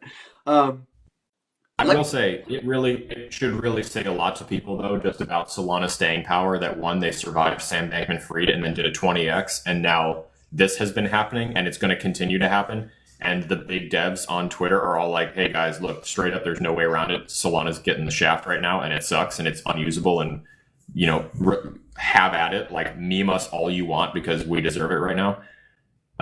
And the price has not fallen. It is still north of $175. Yeah. Honestly, that's impressive. Okay, I finally found LFG. I'll tell you what it is, what it's not, and we can talk about this airdrop because it does sound like something people might be interested in exploring. That's like a pretty legitimate opportunity to do research on to determine if it's right for you. This is, don't just go out and do this. But here's what it is. Rune's protocol is a token. It's a whole new model for how to transact on the Bitcoin network, and it's developed by Casey Rodarmer, who is the guy who built the ordinals protocol, the ability to inscribe a single Satoshi according to a particular method to make it non-fungible, distinguishable from the others. What he's doing now is relying on something called UTXO, unspent transaction output. And this is like a core part of Bitcoin's architecture that it essentially means like when you spend a Bitcoin, it doesn't always go directly from your hands to the other person's hands. Sometimes what happens is there are lots of little pockets in the code that kind of hold on to that data. When somebody sends you Bitcoin, it might not be the Bitcoin you get in your wallet. It is Bitcoin that is put somewhere that you alone are authorized with your private key to touch. It's a cool mechanism of architecture that, when combined with cryptography, allows you to track ownership and transactions in a truly decentralized manner. You can learn more about it if you want to. That's all you need to know for this. Runes, this protocol, claims to simplify the creation and management of tokens by allowing multiple tokens to be stored in a single pocket like this, which big time increases the efficiency of like an address-based or off-chain protocol on the Bitcoin network. It's smart. They want to make it possible for people to launch more tokens on Bitcoin. Tokens of all different kinds. You don't have to have off-chain data. You don't have to have your own token. It claims to minimize junk, UTXOs, a lot of other stuff. I'll link an article to this in the newsletter that I found here that is a pretty good write-up on all of it without going too deep. Can you DM me what you're looking at? Yep, absolutely. Sorry about that. I'm going to DM you this, and then, and what I like about this particular article is it kind of goes into a little bit about ordinals if you don't know what they are also. Like, what is a BRC20 token? What is the difference between that and what this is? So they're set to launch in April, Runes, which is going to coincide, of course, with the halving. So in the lead up, a lot of projects inspired by Runes have emerged, reflecting the community's eagerness to build on the protocol's potential. Most notably is this one that Jimothy is asking us about now. There are different ways that you can play with the Runes protocol once it's live, but one that people are talking about is Rune Stone. And the claim that I have here, Alex, I'll send you this too, and I'll put it in the newsletter also, is that this airdrop will affect the entire Ordinals community. Now, like all airdrops, I tried to go to a trusted source to find more about it. First place I looked, airdrops.io, nothing. Second place I looked, Daylight, didn't find it. Not necessarily a red flag, could mean that we're early. But this post is from February 3rd. So this is a tweet with 118,000 views from Petty. The largest airdrop in crypto history is about to happen. Runestone will reward the entire Ordinals community. This is the LFG token. There's an influencer here called Leonidas, well-known figure in Ordinals, where more than 2,000 Ordinals collections have been marked for a fair drop of this Runestone token. He claims there'll be no pre-sale, no farming, no algorithm, no claim process, no paid marketing. 113,000 Runestones will be dropped to 113,000 addresses, 1-to-1. And you can kind of check, there are a couple of resources and collections. But there are many. He's got a link to the website here, LFG, the Runestone Address Verifier. It's honestly a really helpful thread if you want to start your research. I'd be curious to know what Josh said about it, because it doesn't strike me as what I would call a meme coin. It looks like a Bitcoin protocol for inscribed tokens, provably unique pieces of Bitcoin that are not necessarily going to be bought and sold like by the pocketful, by the handful, but like you're going to get one is what it appears to me. So, you know, and Orlegua Angel, in the article I linked, which you can search by, it'll be in the newsletter, but you can search by Googling, this is from Flagship. It's a, you know, crypto think tank. How to play the launch of Runes protocol. It is not an ordinal. It is a new type of protocol that relies on UTXO to do its tokens. Different than what BRC20 does. And they have some good information about it here. I honestly think people are going to go to sleep and might come try to find me if I attempt to teach about it, because I absolutely can't make it exciting and would have to fumble a lot. You know who doesn't create content anymore, Alex, that had a really great video on that is Javi. Javi had a great video about how UTXO works on Bitcoin to like facilitate the exchange of information in a decentralized, novel manner. It was really good. What ordinals market have you ever used one? Do you own any? No, I don't own any. There was one I was looking at a while ago when they first got hot to see could I make one just like as an experiment, and I absolutely can't remember what it's called. But if I was going to look for it, Alex, I would Google like Casey Rod Armor BRC20 market, because I'm pretty sure he launched one. And not that you should follow the cult of personality, but almost certainly he has, as the biggest like figurehead, the greatest incentive to create a safe environment for people to transact. You know what I mean? Yeah. I mean, Magic Eden seems to have a pretty big ordinals presence. Who? Magic Eden. Oh, yeah. Yeah, I bet they do. I honestly, I've never bought an ordinal. My take on it is that it's absolutely awesome for like the potential to do cool stuff with the protocol. I think most of it will lose its value. And some of it maybe will find deeper utility. There's always going to be a value for like non-fungible records on a blockchain, especially when it's decentralized and a network so huge as Bitcoin. Like that's awesome. Yeah. I think that the ordinals collectibles are mostly speculative. Oh, of course. For sure. No, certainly. Woof. Runes on Soul through Dex Screener has a website that is a good entry point to learn about runes. Thanks, Ambro. I'm curious if they're different tokens. Runes on Soul. Because this appears to be different. So, Robbie, short answer, yes. That's a loss. Angel can maybe give you a little bit more information in a comment there, but if you were to purchase a token that then rugs, I mean, you can sell it, for next to zero, or just dump it or whatever, and you lost on that purchase. So yeah, I don't know why my light just got all weird. Oh, there we go. I'm looking up this Runes on Soul token. My poor computer. That is just a soul token for runes. They're different, but it has good info about the real runes. Yeah, so check this out. If you're not familiar with synthetic assets, one of the cool things about crypto is, let's say there's an asset like I seem to understand that these runes are like one of one NFT type things. If somebody wants to take a bunch of them and put them into a smart contract and create a new token, they could call it Runes token, that would be tied to the value of those underlying assets. It's a way to give, if you got a bunch of gold sitting in a vault somewhere, you don't probably want to like take a chisel and chunk it off and sell it to somebody every time somebody wants to buy gold. No, you create a certificate for it.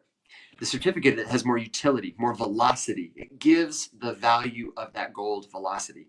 Synthetic assets, tokenized assets, even tokens of tokens can give an asset velocity and give people access to it. It benefits the people who hold the original underlying thing because they're selling it to you, and it benefits people who want exposure to ownership of the underlying thing. But that's what leads to, like, if you've heard about some of these protocols where people are like staking their ETH and getting a derivative, and then they take that derivative and stake it and get a derivative of that, and then they stake that and get a derivative and do it like 9 times. That's what FTX was doing. That's why when one person said, "Pay me my money back," all these dominoes fell as they had to, try and scramble and get all the money together. I'm curious if that's what it is. So I'm looking at Runestone on Sol.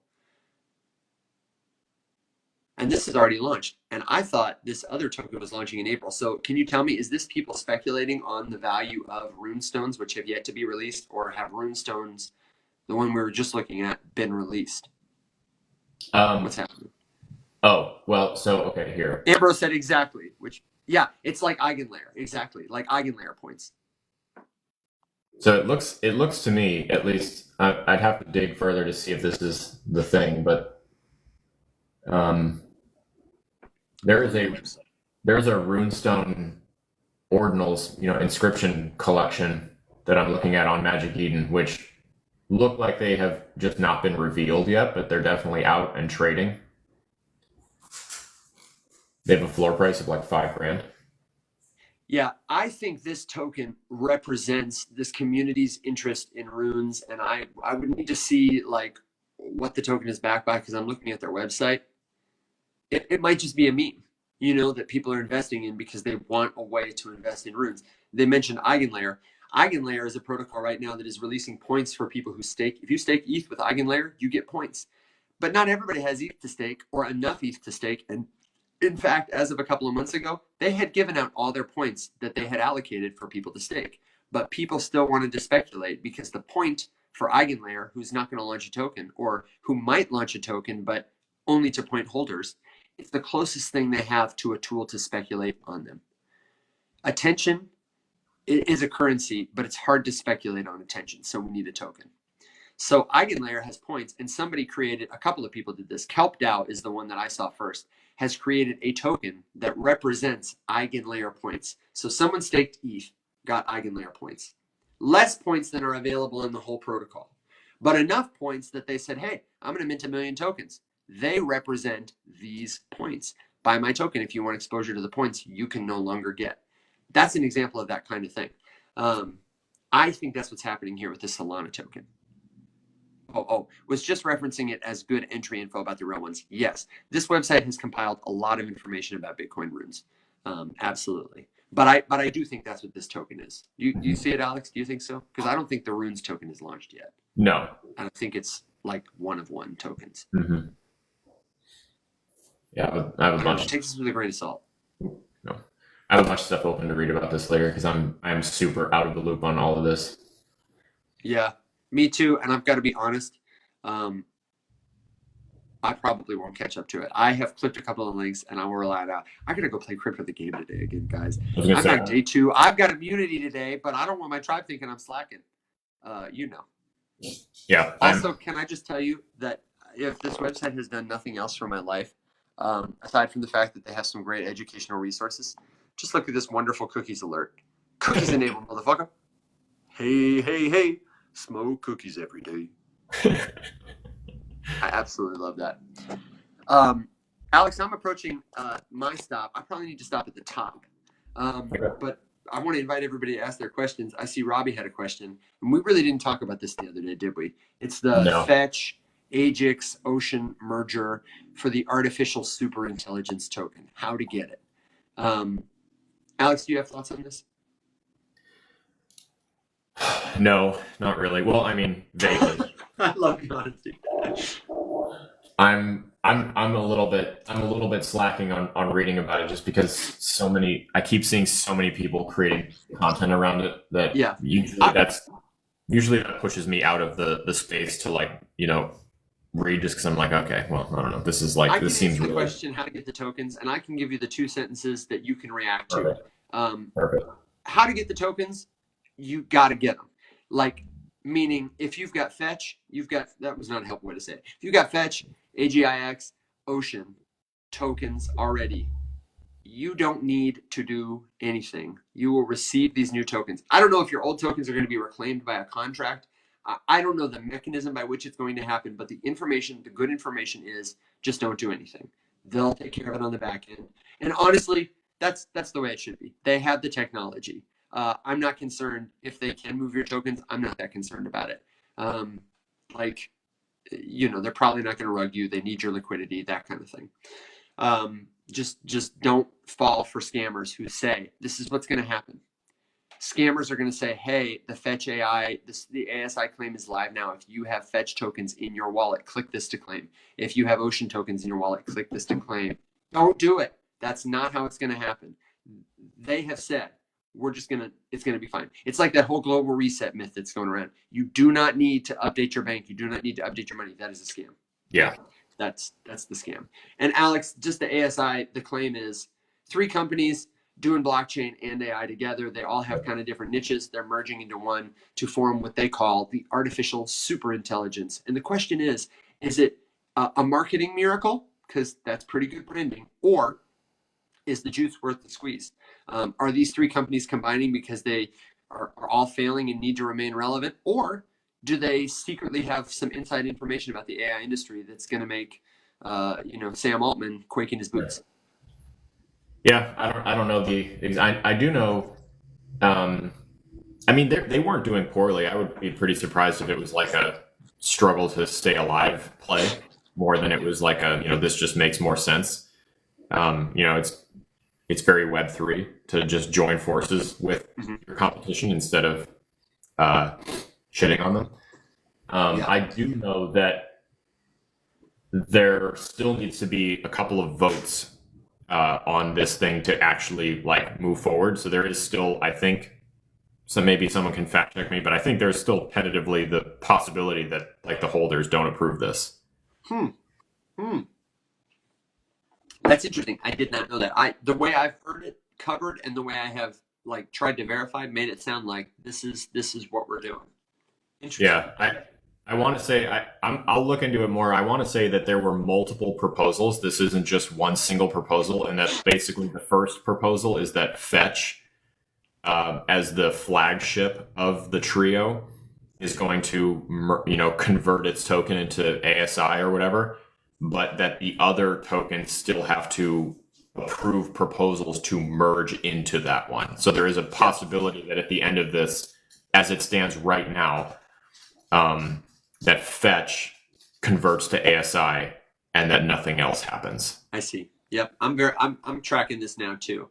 If you want to play along at home, this is an article that I'm looking at on FX Street, released a couple of hours ago.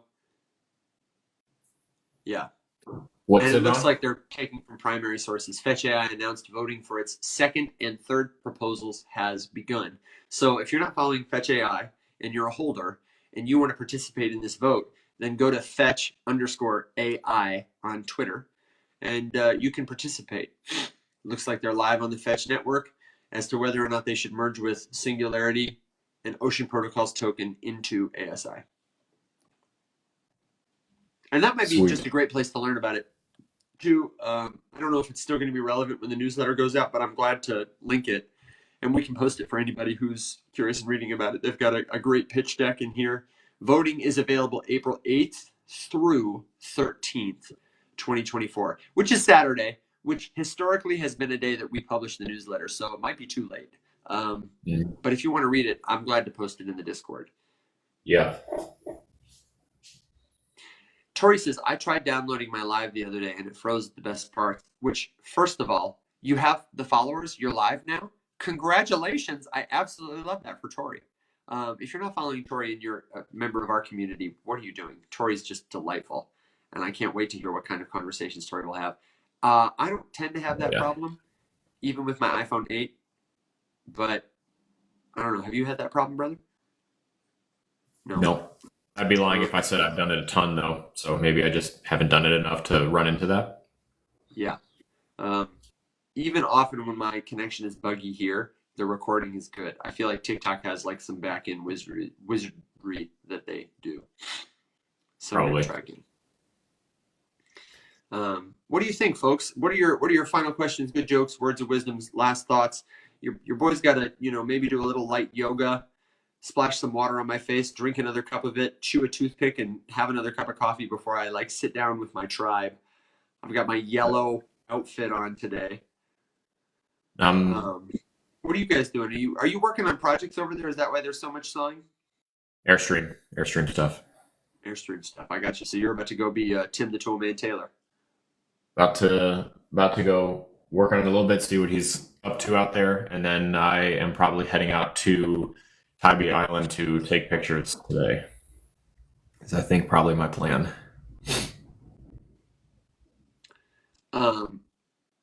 Tori said it was when a guy came to the door to ask me about using his services. Then I asked about aliens.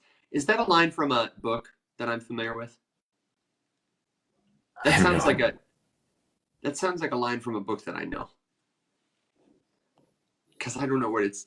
Oh, with the Airstream. I'm definitely like re-sparking my love for that trailer and how much I miss it in its glory. Definitely needs some work. The goal is to get it parked out somewhere and put it on Airbnb.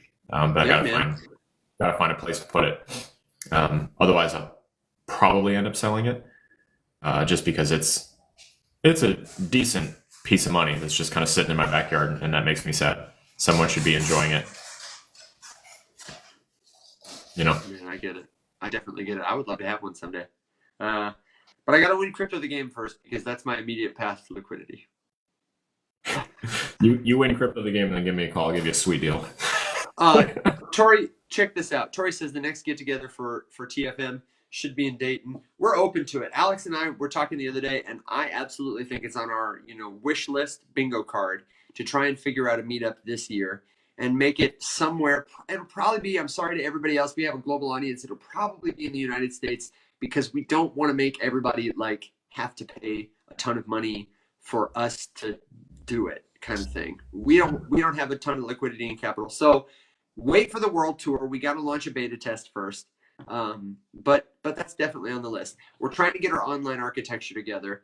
And once we do, I expect we're going to have a lot more freedom to move about the country. Have some cool IRL stuff. So stay tuned, maybe Dayton. If you haven't already, sign up for the Rise Up Morning Show newsletter. It's one time a week. We really enjoy putting it together. It's the briefest, most valuable bullet points. Last week's was kind of a monster. It was longer than I anticipated, but honestly, I felt like it was pretty good stuff. Was there we have any feedback on the length of that one? Because that was one of the things we wanted to know. Like if that's right.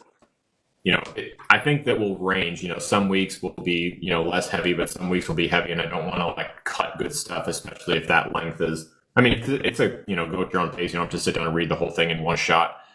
And I mean, if you get to a section that's like not of interest, obviously you can skip it. But yeah, I'd like to know what people think about it, and I also want to know. A lot of the folks I feel like who are hanging out with us here, a lot of you guys are probably not the people who would use this, but Alex and I both get a lot of DMs asking questions, and they don't often come in the Discord. We tell everybody, go to the Discord, ask us a question. It's free. You can hang out with us there. Come to the show. It's free. Hang out with us there. A lot of the people who send us questions are not necessarily, they're at like the edges of our community. They don't have time. What do you think about Yes, Linda, a newsletter was sent this past week, and did you not get it? You're absolutely on the list. It came from Email Octopus. I can double check and make sure and resend it to you. Yep. We were thinking about doing like a Telegram or something like that people can access to ask us questions. But the other thing I want to do is we're bundling our videos into some free courses, and probably we'll do some like seminar type paid courses that will help us sit down and spend an hour with folks who have particular questions around a certain topic. For example, a lot of folks have asked us about the meme coin casino how to use BonkBot, how to be safe, how to check scams, how to do token sniffer. And we have resources on all that stuff. But we were saying, like, it cost me nothing to whip together an Eventbrite. And we could sell tickets for, you know, $50-$60 for an hour and a half course that includes like a couple dollars of Solana or whatever that you don't have to buy, that we could send somebody. I feel like that's maybe more of a thing that those people would want. But we want to ask you guys, because you're here with us often, if we did something like that and it was a product that we sold, but that we could then share with like members of our TFM community, that, you know, Faceless Many holders and that kind of thing, for free after the fact, or for free to access, like what we're trying to figure that out. We're getting our online ducks in a row. We want to make as much of what we do free as possible, but we also don't want to miss opportunities to make it sustainable, help it grow the show, and monetize it where it makes sense, when it makes sense to ask people for money. So, let me know where you think about that. I never ask it as concisely as you do, Alex, but I think you guys are picking up what I'm putting down. Oh, Tori says she didn't get it either. Let me double check. It was definitely sent to me. My personal email got it. It's, you know what part of the thing is too, Alex? I texted Mac about this. I've talked to him about it. We need to verify our domain. I think a lot of you may not be getting it because our domain is not yet verified. We just need to update a DNS record. So double check. It's coming from riseup@facelesslabs.io. riseup@facelesslabs.io. Add that address to your contact list. Maybe I can put that on the sign up form as a confirmation. I'm going to do that. And it says, when you see it in your inbox, it says from Alex and Evan at the Rise Up Morning Show. And then it's got, like a sticky title. I think I opened with a joke about, same great newsletter now without that MailChimp smell, because we're using Email Octopus. I was pretty proud of that joke. But, if you don't get it, we'll make sure you get it. I will gladly check and send it again. Went to my spam. Linda said, just found it. Email Octopus. Thank you. Yes. riseup@facelesslabs.io. I got the newsletter. Good. The subject line was awesome, I'm sure. It said, the Rise Up newsletter, 2 little columns, and it says, back and better than ever. Fist fire. I like my fist fire. Rise up. We got a little work to do on that. It's a work. Fist fire? You don't like the fist fire? No. Just on the fact that it went to spams. Yes, we've got work to do, but I feel like we know mostly what our work is, and hopefully it's just going to get better and smoother and easier all the time. For 2 guys that work at a tech company, Alex and I are learning a lot about our workflow. So, oh my gosh, I literally do work for a company called Rise Up. I love that. We work for a tech company, but it's like very specific kind of tech. It's like the same thing when someone asks me, about being a mechanic. I'm like, yeah, for helicopters. Yeah. Doesn't translate. Yeah, exactly. Okay. That's it. We got to go. I got to go play Crypto the Game. He's got to take apart an Airstream. We will be back tomorrow. Same time, same place, 7 a.m. Central Standard Time. You can find all the links at theriseupmorningshow.com. And as always, if you have questions, don't hesitate to reach out to us. We appreciate you. We're glad you're here. And what do you say, Alex? Is that it? Is that our show? Taking it on the road. Until next time, my friends. Bye.